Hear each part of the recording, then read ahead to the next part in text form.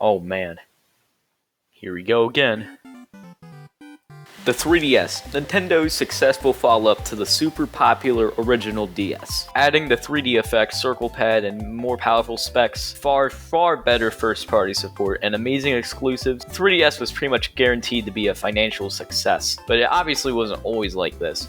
With a launch price of $331 factoring inflation to 2023, it was a pricey little bugger, and with an arguably trash launch lineup, yeah, it seemed like a flop initially.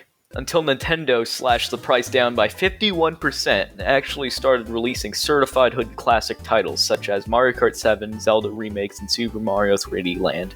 In total, the 3DS sold over 75 million units, albeit this includes the many 3DS variants. The 3DS has 6 main different models with countless different designs. Considering how much of the 3DS's fanbase are collectors, I'd say the 3DS only really reached less than 50 million different people at any given time, accounting for people buying multiple consoles and variants.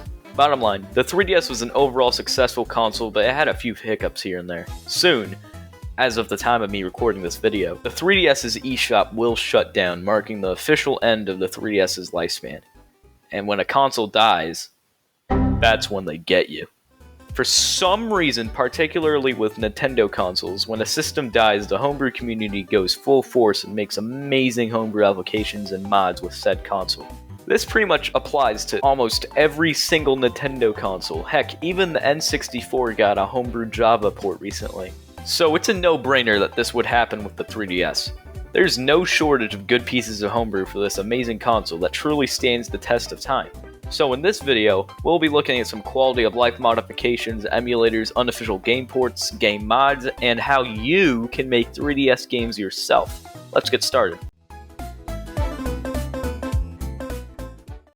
There are a ton of quality of life modifications for 3DS, and chances are you have already installed the most well-known ones, so I'll just zip through those real quick because I intend on covering some of the lesser-known homebrew apps.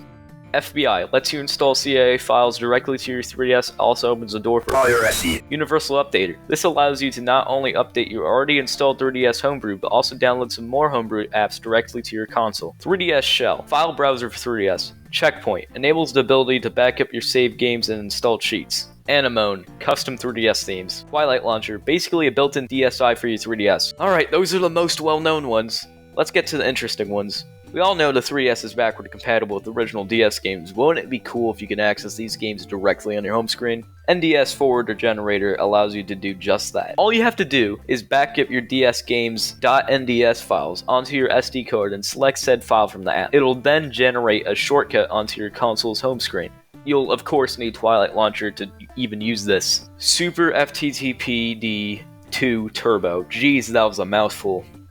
This app is an FTP file service for your 3DS console. It works pretty well from my experience, and it makes it so you don't have to jack up the screws on the back of your new 3DS console to access the SD card. Yes, for some freaking reason, Nintendo thought it was a good idea to make you unscrew the back of the console to access the SD card and all the new 3DS models besides the new 2DS XL. Jeez, this is going on for too long. Okay, this next one is kind of simple, but I don't hear it being talked about enough. ThirdTube. It's YouTube for 3DS. In case you're wondering, oh, but Super Guy, the 3DS already has a YouTube app. Yeah, that's been shut down. I don't know, you're under a rock or something. It works shockingly well on the new 3DS models, but it lags behind a lot on the old models. I find it really annoying that because I don't own any amiibos, some game content is locked away from me. This next app totally eradicates that issue because it lets you emulate any amiibo on a select few titles. It's called What is this? Wamiibo, by the way. I just had no idea how to fit that in the script.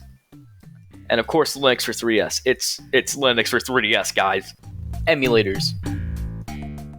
There are quite a few emulators for 3DS, and I can already tell what you're thinking. Yes, RetroArch has been ported to 3DS. No, it does not run well at all. NES emulation is decent, mostly on the new models, but it's by far not the best option. And anything SNES and above runs like crap, especially on the old 3DS models. So I'm just going to recommend a bunch of separate emulators that work the best from my experience. For NES games, you'll want to go with MUS 3DS. It is by far the best performing emulator for NES on 3DS, and it runs quite well on old models.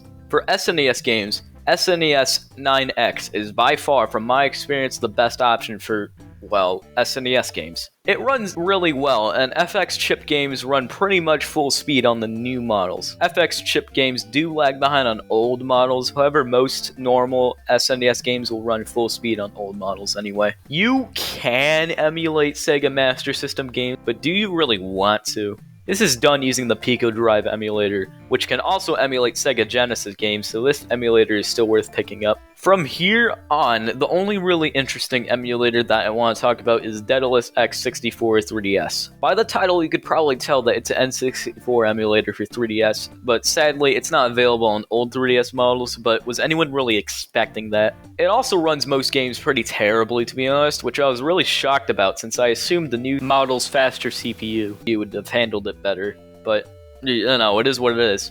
And before you start having a heart attack, don't worry, the one N64 game that matters is technically playable on both new and old 3DS models. On old 3DS models, you can just play the DS remake, which is objectively better, and with a new mod, you can use the circle pad properly, so no more jank D-pad controls. On new 3DS models, you have the option of installing an entire port of the game, plus 60 FPS mod packs, better textures, render 96, and whatnot. That's pretty much all I want to say on emulators, so if there's any console I missed that you want to emulate on 3DS, if it exists, you can probably find the best emulator within a 5-minute Google search, to be honest. Unofficial game ports. There are quite a bit of unofficial game ports for 3DS, well, for the new models at least. I already touched up a bit on this in the last section, but I'll bring it up again in case you're skipping through the below chapters. Mario 64 is obviously the most popular port. You can install HD textures, 60 FPS, and the Render 96 mod packs. The full game runs pretty well on new models, but sadly isn't available on old models. That's not to say you can't get your Mario 64 fix on old models though. With the new mod, you can use the circle pad properly with the Mario 64 DS remake, so no more janky DS controls. Hey, that's pretty cool. Five Nights at Freddy's 1 through 4 are all available on both new and old models. They're the full games and they run well. That's all I've got to say since I don't fare well in horror games. Ridicule me for being a baby, I don't really care. The entirety of GTA 3 is playable on the new 3DS models. However, it runs at like 20 FPS, and one part of the city is really buggy, and you need to turn on top-down mode to get past it, but it's definitely playable.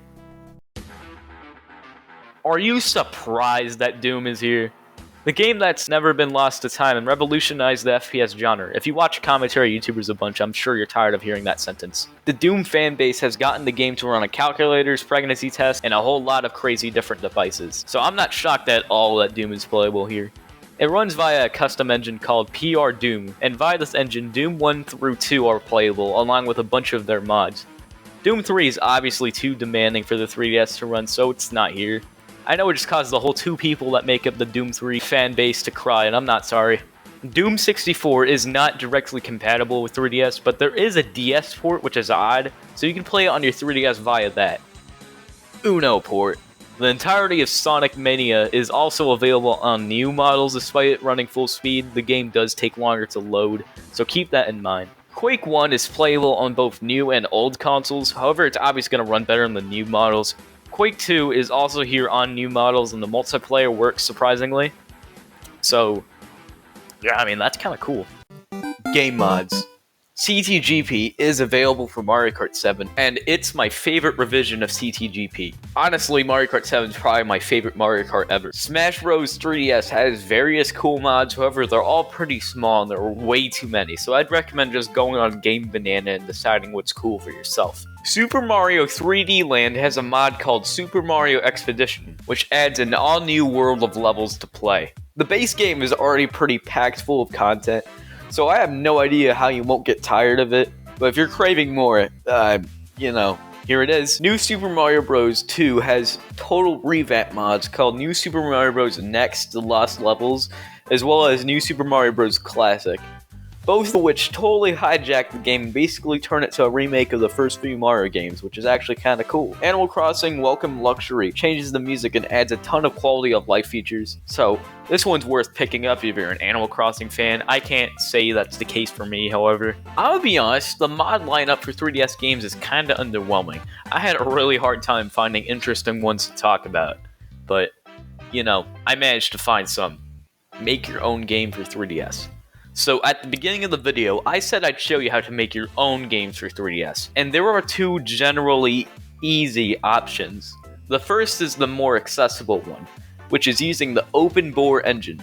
Open Bore is the game engine used to make the Beats of Rage game, hence the bore in the title. It was made open source and it's been developed into a great engine for 2D side-scroller beat-em-ups and platformers. If you get the engine on your PC, develop your game, and then get Open Bore 3DS. You can install your game onto your 3DS, given it's optimized for the console, of course. The second option has many more possibilities. However, it's harder to get into. Let me explain. You can get a certain version of Unity to export to 3DS, but this requires getting into the Nintendo Developer Program. You need to submit an application, and that's kind of all I could say. You're not meant to give out links to download the stuff required for this, as this is in the TOS, and I could get into trouble. Nintendo probably only wants to prove developers to access these tools, but it's pretty easy to set up once you get an account. All you do once you've gotten everything set up is develop your game with the 3DS's specs in mind, install a plugin to export to CIA, and install it with FBI. It should work from there. But I've noticed that no matter what I do, I can't get 3D games with actual 3D models to run at 60 FPS on the old 3DS models. I've had a lot more luck with the new models, but it's still not great, and you probably had to do some crazy optimization, which I'm not very educated in, to get 3D games running smoothly on the 3DS. This is how you get started making your own games for 3DS, so have fun! Oh boy, outro. Okay, yeah, so, thank you for watching.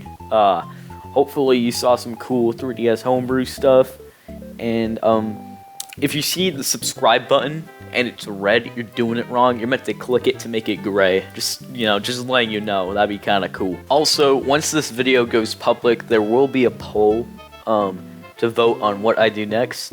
I'm kind of hoping to do an actual game review next, but I want to hear what you guys want, so, yeah, go check that out. There'll be a link in the comments, or you can just go to my community tab. Yeah, bye-bye.